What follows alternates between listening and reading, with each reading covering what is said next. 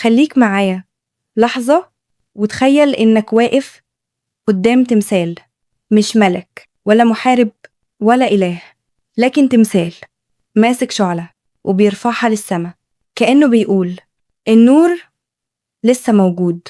النهاردة حكايتنا عن تمثال الحرية.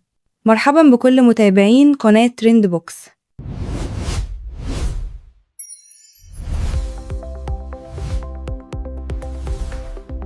تمثال الحرية واقف في نيويورك من أكتر من 100 سنة، وشاف حروب وأزمات وملايين البشر.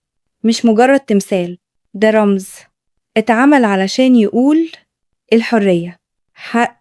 التمثال ست، مش راجل، ولابسة رداء وفي ايدها شعلة بتنور الطريق، وفي الإيد التانية كتاب مكتوب عليه تاريخ استقلال أمريكا، وعلى رأسها تاج ب7 أشعة بيقولوا إن الحرية لازم توصل لكل العالم.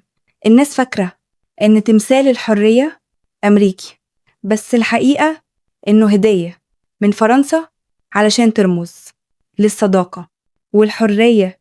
وأغرب حاجة إن التمثال كان ممكن يتبني في مصر في قناة السويس، بس المشروع مكملش.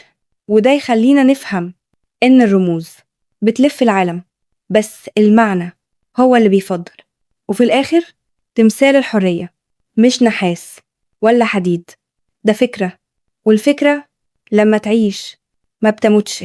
دي كانت حكاية تمثال الحرية من قناة ترند بوكس.